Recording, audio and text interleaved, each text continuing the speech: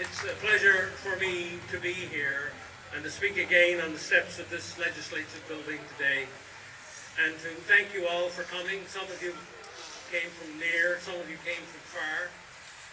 I was lucky to have an email from a gentleman in Surrey a few days ago, and he asked me where I was going to be speaking next, and I told him I was going to be speaking here. He turns up with his Charter of Rights and Freedoms to get it signed today, so I know this gentleman came from Surrey. There was a lady from around here, an elderly lady who emailed me this week as well, and another lady from Nanaimo who emailed me, and I told them I was going to be here, and I never got up here 3 minutes before the two of them turned up.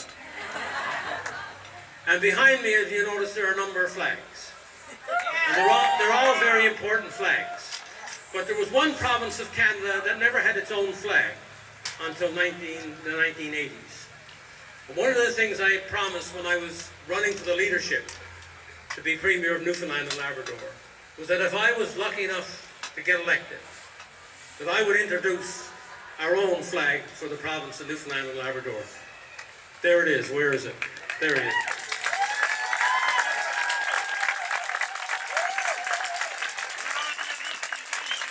And you have to understand, as other speakers have said, that symbols are very important. I've often been asked what you consider to be some of your most important contributions to Newfoundland and Labrador in particular. And I always have trouble. I always have trouble between the Atlantic Accord, which brought billions of dollars to the province that they otherwise wouldn't have, and other material kinds of improvements. But you know something? That flag will be around long after all those, perhaps other improvements, mean that much. Symbols are important. That's why the people who are flying the Canadian flag today and flying other flags are so important, because they're permanent. Something like the Constitution was supposed to be. Something like the Charter of Rights and Freedoms was supposed to be. Until other people took it upon themselves to usurp even the most sacred and supreme of our laws, the Constitution of our country. That's why we are here today, to tell these people they're not going to get away with it.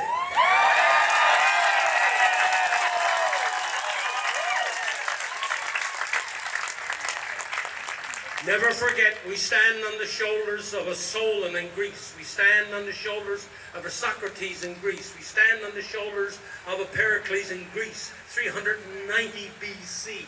We stand on the shoulders of Cicero in Rome, just before Jesus, who defended, by the way, this guy Cicero, so long ago, he defended the people of Sicily in the Senate of Rome, where a governor had taken all of their freedoms and rights away and all of their money.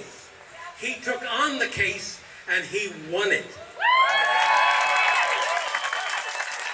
We are taking on the case and we are going to win it.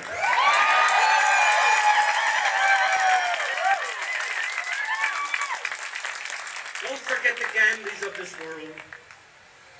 Don't forget Mandelas of this world. Don't forget the Martin Luther Kings of this world. We're standing on all their shoulders to stand for something that suddenly the majority and the narrative has dispelled with, has eliminated from our lives.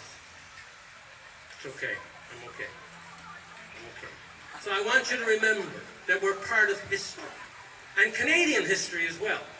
Anybody who knows their Canadian history knows that even before Confederation, even before 1867, there were wonderful people in Nova Scotia and New Brunswick and Prince Edward Island, in Upper Canada and in Lower Canada, who were fighting for parliaments to have their own assemblies, and they did. Before 1867, before our first Constitution Act, there were Canadians, there were people in this nation who were fighting for their own assembly, for their own parliament. And they succeeded. For example, the one in Newfoundland started in 1832. Canada became a country in 1867. So we're standing on the shoulders of a lot of other people, even before Confederation, who were fighting for their own parliaments in their own jurisdictions, in their own colonies, as they were called at the time. And then, of course, we got Canada in 1867. But we must acknowledge all of these people who were fighting at that time in even more difficult odds than we're fighting in, and who fought and very often won very wonderful causes. Okay. Now, we can, and I have for a long time, talked about all the things that have happened and all of the leaders who have let us down. And I want to not only criticize today, I want to offer solutions. Okay? I just don't want her, I want to offer solutions. And I want you to listen to me. I know you're going to listen to me closely anyway. I want you to listen to me even more closely. This is a proposal to reclaim Canada. This is a proposal that I call, as Dr. before me just said, the Magna Carta of today. And here's what we, the Canadians, citizens of Canada, gathered here today. I hope you will vote by your applause later to support the following. Okay. Number one, an independent public national inquiry to examine whether government, federal, provincial and territorial mandates and lockdowns were necessary and constitutional.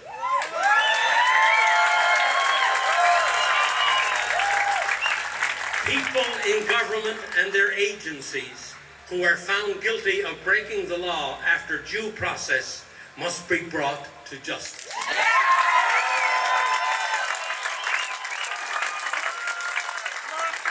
Such an inquiry cannot be led by the governments of Canada, who are the major subjects of the inquiry. Instead, a citizens group must be formed for that purpose.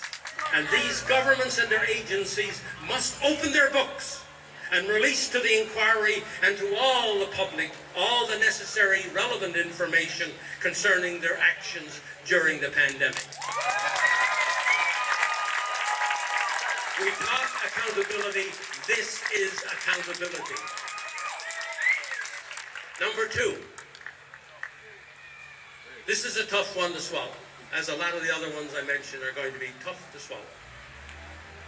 All registered political parties in Canada, federal, provincial, territorial, must be obligated by law to publish audited financial statements annually.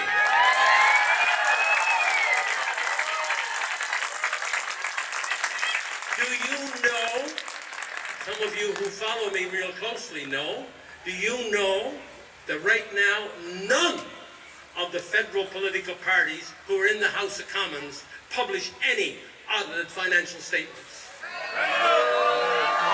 Why should we entrust them with our money, billions and billions each year in government taxation, if they won't show us their books for their own parties? That's puzzling, isn't it? When I published my leadership campaign expenses, audited financial statements, when I ran for the leadership of the Progressive Conservative Party of Newfoundland, there was silence. No other leadership candidate at the time did it, and I don't know how many leadership candidates across the country have ever did it since, provincially or federally. Audited financial statements when I took over the leadership of the province. I made sure that the question was covered too. That's pretty basic, isn't it? Isn't that basic? Isn't that basic? Shouldn't all the political parties that you're going to be examining for the next federal election, shouldn't you know how they spend their money? Okay. Stay with me. Stay with me. No member of Parliament, number 3. No member of Parliament or members of provincial legislatures or territorial assemblies can sit in these chambers if they have broken a Canadian law as determined by a court or an ethics or conflict of interest commissioner.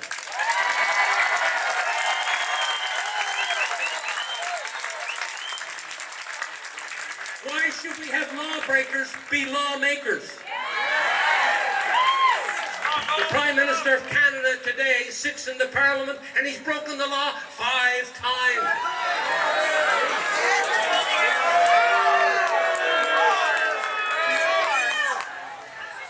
Doesn't that sound reasonable?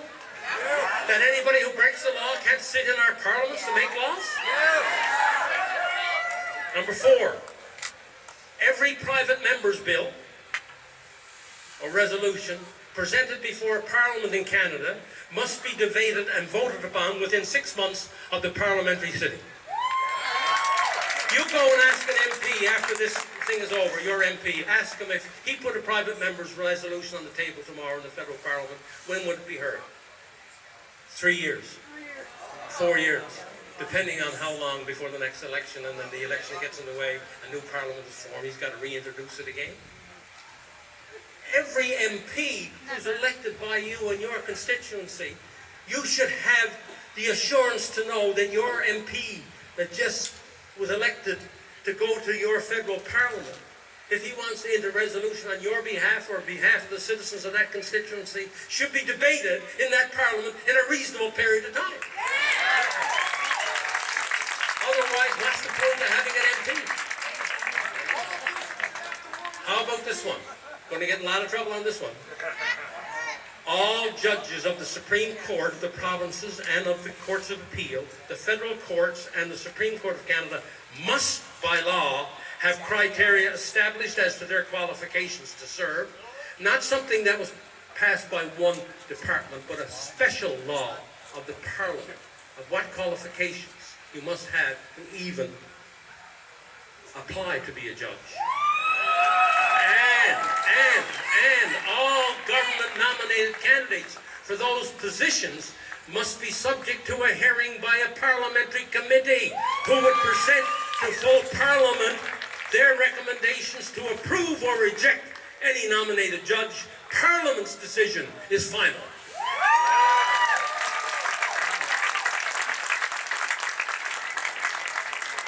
One time, 10 years ago, I would never say this.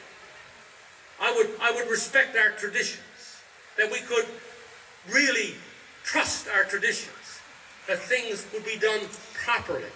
But we know now, we have it proven to us in spades that we cannot trust that system which does not come through Parliament, but which is done by the Prime Minister and the Minister of Justice, and with the Judicial Council and other people who are going to recommend, and then they get nominated, not only nominated, they get approved to be the judges of this country. We now know that the people must be more involved. Well, who controls the law of this country? Who interprets the law of this country? If, in fact, as all the political philosophers say, the final thing rests with the people, then it should happen to this too. 100%. Thank you. How about this one? And you'll remember this one from a few years ago. All parliamentary committees of all Canadian parliaments must have safeguards whereby the majority of the committee cannot close down those committees when the business of the committee has not been completed.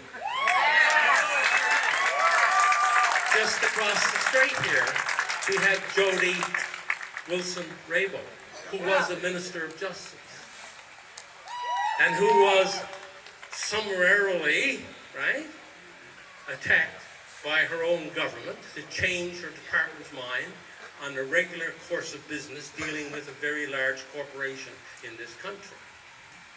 And after all of that was over, and she didn't buckle, then she went to a parliamentary committee to tell her story. And what happened when she went to a parliamentary committee to tell her story? The committee suddenly closed down, even though she had more to say. How could that happen in a democracy? How could that happen? Tyranny of the majority. This is what Thomas Jefferson and James Madison talked about when they were putting together the American Constitution.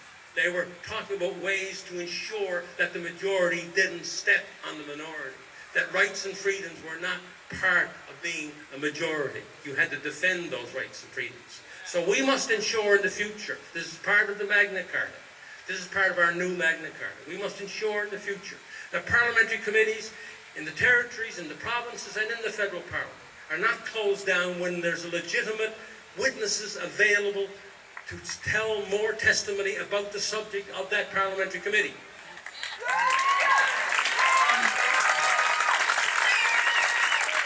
And this was a former Minister of Justice. This was an MP of the Parliament being shut down from telling her story by whom? By Parliament. You know that is wrong. And this cannot be. And if these things are not changed, these are the fundamentals of our system. Okay? If these things are not changed, if we don't have honest political parties to start with, how can we have honest governments later? One follows the other. How about this one? How about this one? Here's another of our new Magna Carta for Canada. All governments of Canada must have balanced budgets legislation enacted. With no exceptions except in time of war or insurrection or the country's existence is at stake. And the government would have to prove that in order not to have a balanced budget. Would have to prove that. So balanced budgets, we're not going to allow our grandchildren and our great-grandchildren to pay off our silly, foolish, undisciplined ways.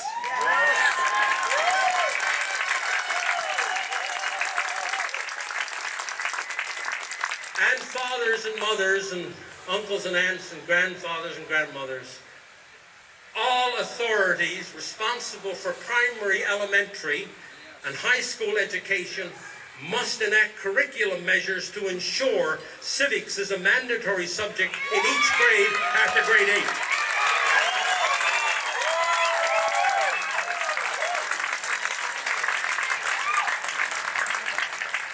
You ask a kid on the street here today, even perhaps a graduate of university, find Prince George on the map, and they wouldn't be able to tell it.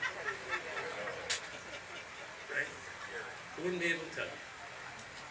And by the way, I had personal experience of that happening to me with a person who had a master's of arts from a Canadian university who worked for me in Vancouver after I moved out to British Columbia. I had to take these people off the phones with the company I worked for because somebody would be calling in from Prince George or Sycamoose or Vernon, right? Or Vanderhoof, right? Or wherever, mainly in British Columbia. And these people didn't know where they were coming from. I had a master's degree. And you all know yourselves, I don't have to explain this to you. One of our big problems today is because we don't even understand our own Constitution. And why don't we understand our Constitution? Because we don't have any basic understanding of it because it wasn't mandatory in our schools, it wasn't mandatory in our universities, and we became quite uninformed about who we are, how we get there, and how we are governed. This is mandatory from my point of view.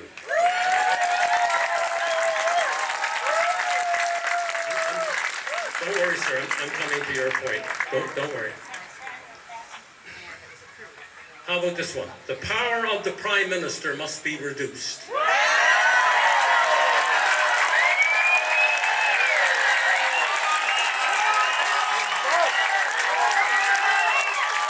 you know how many people work for the Prime Minister today? No, not the departments. How many work in his office? The Prime Minister's office and the Privy Council office, which are both really the same thing. How many work? Over 1,500. 1,500, and he has, besides that, 7,000 deputy ministers and assistant deputy ministers in all the departments and agencies of government.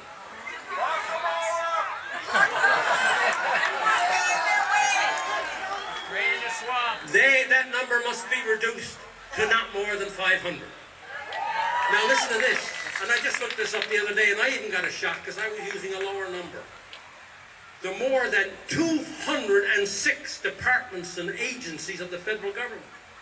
There's 206 departments and agencies of the federal government, and they employ 320,000 Canadians. So let those departments and those public servants do the work of the Prime Minister's office, because that's what they were elected to do being in the first place.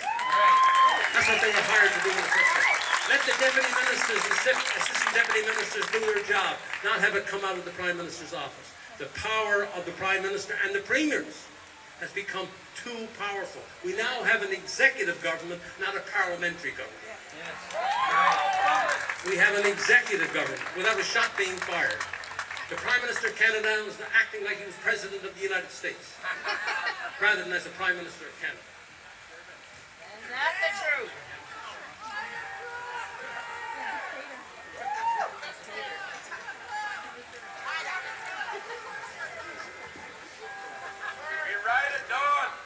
Next one. There must be a 3-day public First Ministers' Conference annually by all the premiers and leaders of the territories and the Prime Minister. This must be mandatory to discuss the pressing national issues of the day. All governments must publicly issue written statements at the conference highlighting what they think are the national priorities. Not do a spin at a press conference, not do a press release.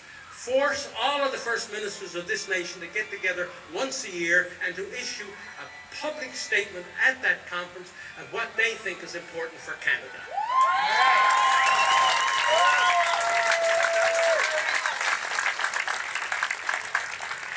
You like this one? Canadian courts hearing a constitutional case related to the Charter of Rights and Freedoms must be obligated to consider in their written rulings the two introductory concepts of the Charter, the supremacy of God and the rule of law.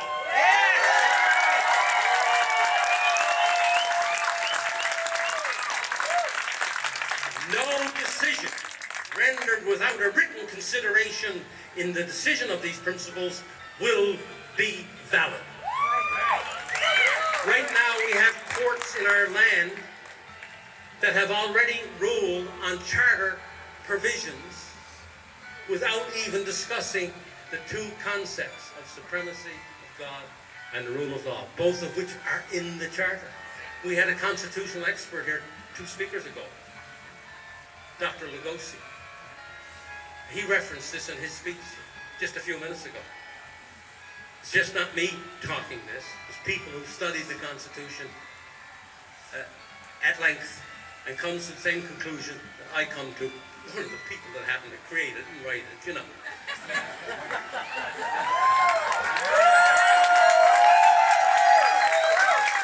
Two more. This is not exhaustive, but if we could get these done, then we could move on to a few more that need to be done. But here are 2 more, and these are very, very current. Canada, this is another declaration of our new Magna Carta, Canada must remain a sovereign nation.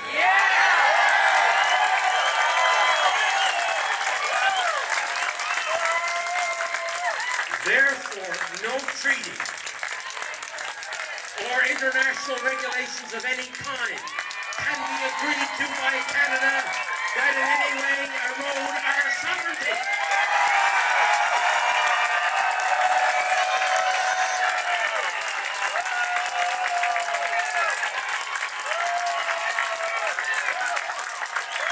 We are either sovereign or we're not. You can't be half sovereign, nor can you be half pregnant. You can't be half sovereign. Whatever you think of Trump, just put it one side.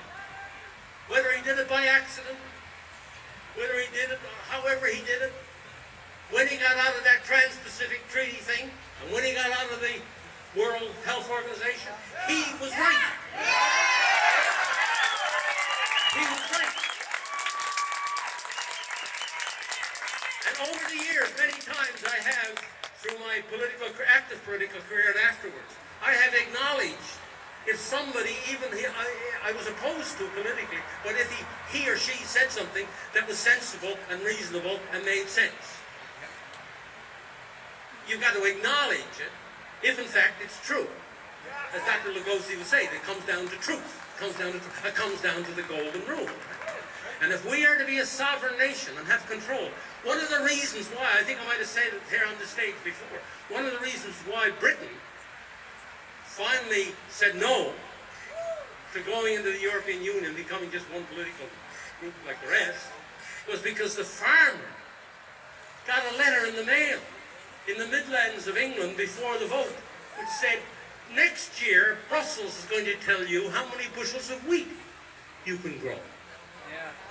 We would be no longer sovereign. That's when the rural Britons rose up and helped defeat England going in the European Union.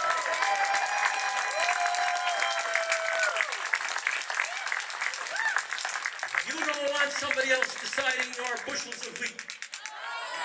Then we will reject what the government of Canada and now the government of the United States and other countries are trying to do by amending these international regulations, health regulations, to give control over what they think is an emergency has to be an emergency in Canada. We cannot accept that. We are sovereign. We'll decide. We'll decide. And lastly, membership in any international organization must be conditional upon Canada remaining a completely sovereign nation.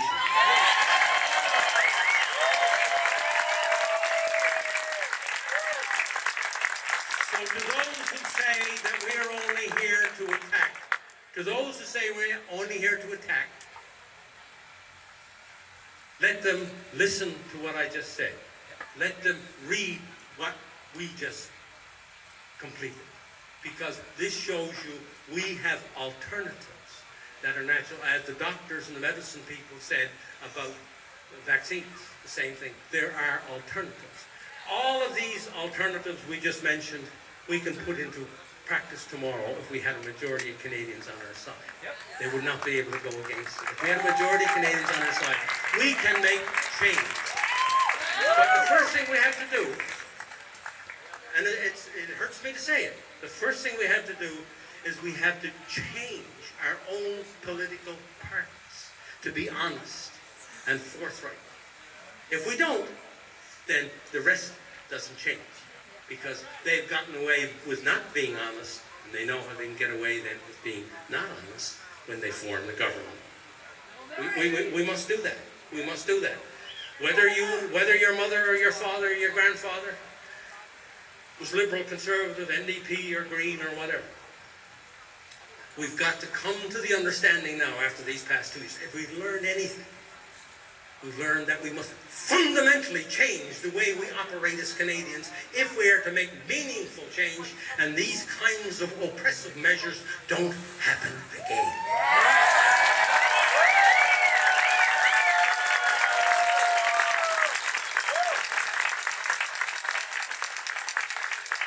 A gentleman came up to me over here 5 minutes before I was due to speak, and he said, Brian, when you get up to speak, I'm counting on you to do something for me. I said, okay, sir, what's that? He said, please acknowledge and get the people here to acknowledge the hurt and the suffering that's happening right now amongst families, small businesses and others who've been hurt either because of the mandates and the draconian measures that have been put in, where there was delayed surgeries, delayed specialist appointments, or people who've been hurt because of the vaccine. There are a lot of people hurting, and we must acknowledge that. Not only ways to rectify, we must acknowledge that even out here amongst the people that are here today, you have either relatives or friends who have been hurt by what has happened in the last 2 years. We must acknowledge that they're in pain. We have it in our own family. We have it in our own extended family, Carol and I. All the way to death. And the children. And so we must, in exclaiming freedom and explaining all those shoulders that we're standing on, right back to Socrates, we have to acknowledge right here, right now, this moment, all those people, including children, who are hurting because of what happened in the last 2 years. And we must make these changes so this does not happen ever again.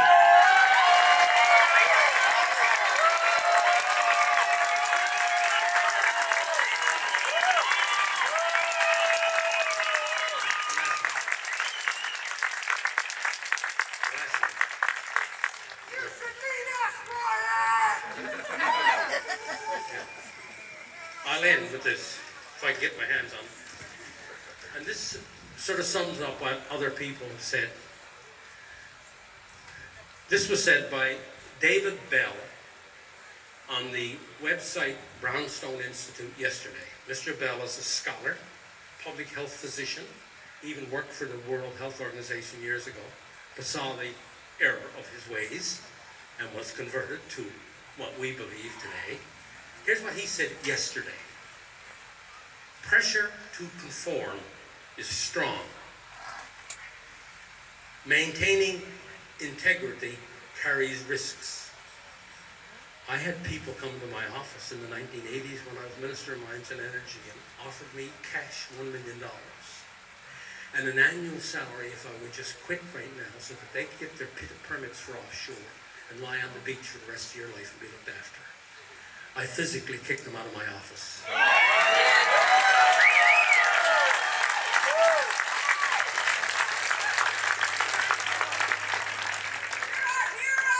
When people tell me stories, and a lot of people say, you know, they may be true, they may not be true. I can tell you real stories of what happened to me personally. Okay? That's not the only one. I could stay here quite late telling you other such stories, and I can verify every single one of them for you. And most people who know me know I can verify every one of those stories. That's why I'm still standing here today. We all have families. We all have families, jobs, and lifestyles to protect. The belief of many that the humanitarian sector was somehow different should be now shattered. This is a good thing, as illusions do not help us, and we need to recognize the historical reality that preserving personal comfort has often entailed throwing others under the bus. To recognize the historical reality that preserving personal comfort has often entailed throwing other people on the bus. You know that in your own lives now. A lot of you know that you've been thrown under the bus, either by your family or by your friends or both. How about yours truly, talking about stories and verifying anything? I live up island now. My mayor turned me down from making a presentation to his council. My MLA would not allow me to make a presentation to his caucus, the government caucus. Right here.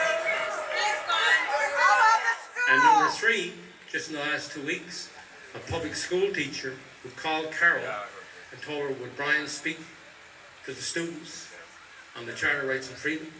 She jumped at the chance, I jumped at the chance, and we agreed. 48 hours before the event, the teacher was called in the principal's office and said, you must cancel this speech by Mr. Peckford.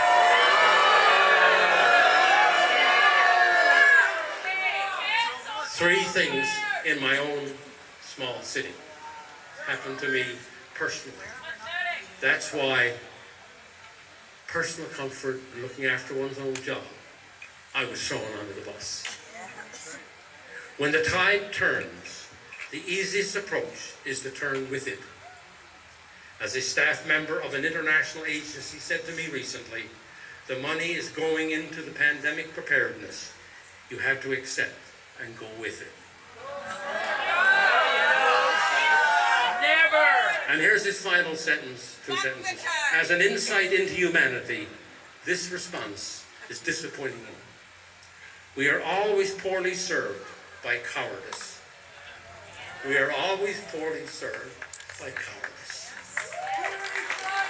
But recognizing how things are, and that help is not coming from those who were paid to do so, will strengthen the resolve of the rest of humanity to move forward without them, taking the future into their own hands.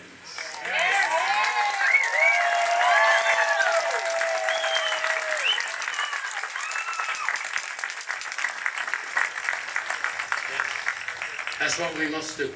I hope from what you heard from the speakers today, and in the other talks we'll have in this conference tonight and all day tomorrow, that you have gained something, that why you came here was worthwhile, that you are leaving with more courage to move on into the future, so that we can remake Canada based on the principles of the Magna Carta that I just helped articulate, and more that would come later.